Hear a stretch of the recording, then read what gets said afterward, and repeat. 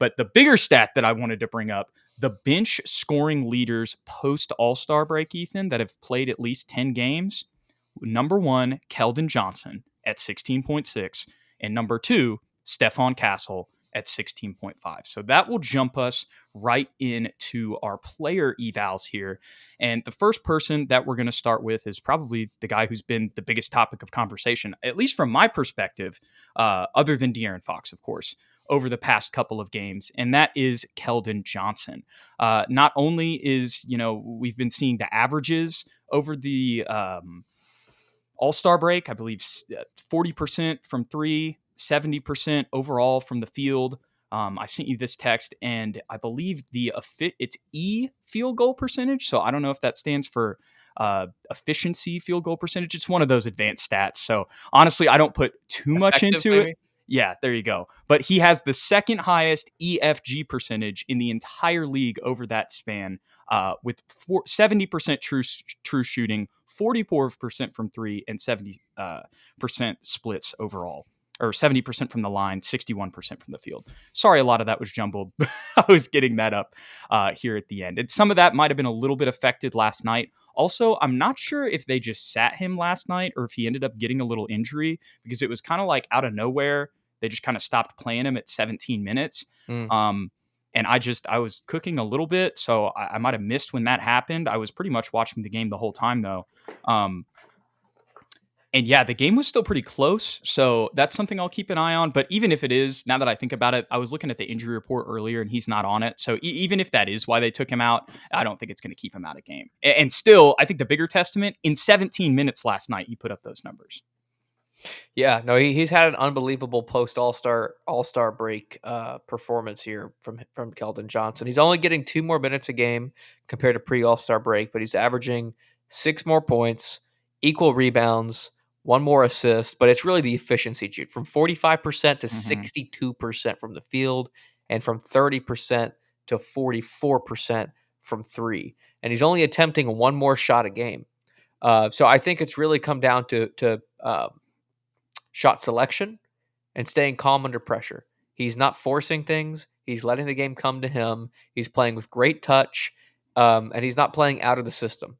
He's just letting the pace of the game find him. And when you play with that much energy, when you're constantly crashing the paint, getting 2 feet to the rim and playing physical, this is the kind of performance that you can get from him. This is why we were both so high on him a couple years ago, Yeah. Jude, when he was getting 22 a game. And I know it's been rough since, and I know people are going to say it's just garbage minutes because Victor's not out there and we're still losing games. But I think if he can harness this efficiency and do it when it matters most, when Victor's on the court as well, and we're actually competing to win, he's a very valuable piece.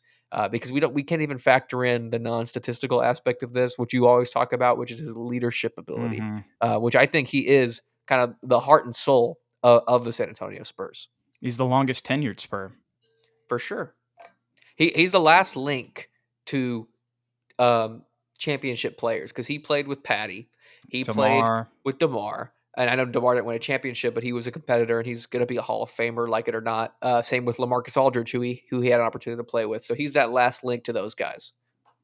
Yeah, 100%. And I mean, think about those bubble highlights. You mentioned him playing the 4 earlier. Yeah. I mean, that's kind of where we first saw him. And here's one thing I will say, Ethan, as much as these games are without Wemby, and I want to get into that here in a second, because that is kind of the elephant in the room when it comes to the conversation. And I have some counter arguments to that. But like I said, we'll get to that later.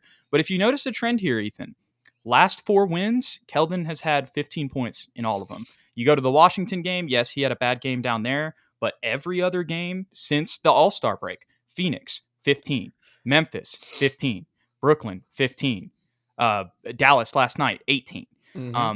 And obviously, we've had multiple other 20-point per game performances since then as well. Impacting winning is obviously, that's something we've been harping on this season, and so that's a key. And the Wemby factor is the big question, right? Because it's like, okay, if Wemby comes back and then we revert to that same performance, is this just an example of how the fit isn't there? The counter argument I was referencing earlier is that he's going to be on the bench. That is the biggest argument I would say for Keldon, as of right now, for him potentially continuing this next season. Obviously, if he's going to be one of the first subs in a 6-man type role, he's still going to play minutes with Victor.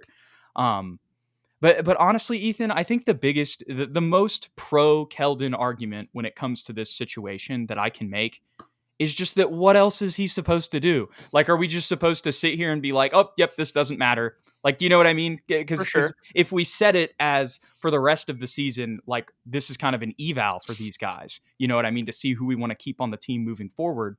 Um, I think he's doing all that he can, man. And maybe the Spurs front office does decide down the line that, there's a better move that we can make that involves him. But I think here's one thing that we can say for certain, Ethan. Coming out of the All-Star break, we asked a lot of two players, Keldon and Devin.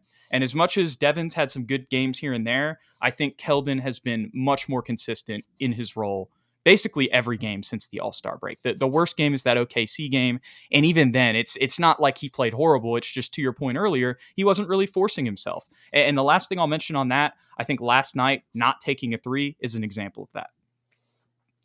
I agree with you, and I know that's often a phrase that we both say to one another.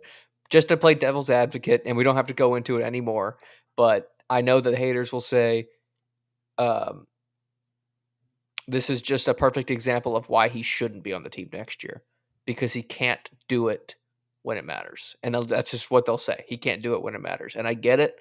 I get where they're coming from, but at the same time, like you said, at least he's not lying over and playing poorly when it doesn't matter, if that makes sense. Yeah. Um, The pressure was put on him. the pressure was put on him. The spotlight is on him. Um, and honestly, there were moments next to Victor right before he got injured after All-Star break where he was still playing well. So we have to think about that as well. I was seeing some highlights of one of the in-season tournament games, and yes, even as you go further down, you see all the game logs right here in front of us. If you're watching on video, you see before the All-Star break, there's inconsistency. Like, we're not going to deny that, but there was a highlight I saw today on one of the in-season tournament games where, like, Wemby passes him the ball, he drives inside, he has 17 dunks on somebody. So Mm-hmm. it's not like we haven't seen it. Yeah, Again, we haven't seen it consistently with Victor. We're not going to argue with that. But again, he's coming off the bench. He's playing in a similar role that he will play next season if he is on the team.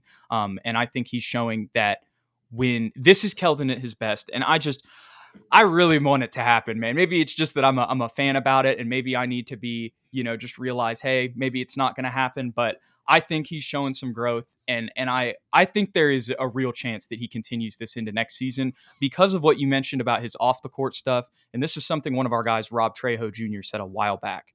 Keldon is like the perfect Spur personality wise. And I think there's honestly a reason they haven't traded him already. And here's the other thing. If this can continue into next season, and we'll get to some of y'all's comments here, I see those. Um, his contract's about to get cheaper for the next 2 seasons. it is. So that's my final statement on Keldon there. I like it. Here's what Jay says. He says, I don't dislike KJ. I just think we need a good 3-and-D guy. I think KJ would thrive better on a different team. Same for Devin. And Jay, that's fair. That's very fair. I'm hoping, I guess what I'm saying is maybe with some of the moves that we make next season, with a better structure around him on the bench, he can fit in. But again, if we start to see that inconsistency again next season, like at that point, it's going to be, For sure. you can't deny it at that point. Blah, blah, blah says a starting five of Fox, Castle, Keldon, Sohan, Wemby will be amazing next year. Mm, Devin might benefit from a bench role for a year like Keldon has. So that's another argument there. I think there's a lot of, nuanced takes that definitely have, some mhm. reasoning behind them. Like I think both of those, even though they're different, have some logic. And he says Victor and Keldon have games that work well together. Keldon is all attacking the rim and Wemby is all high post and threes. So that is true. Keldon drawing attention at the rim, if that can allow Wemby to fade away a little bit and get a mid-range jumper, great. But again, we need to see that more consistently.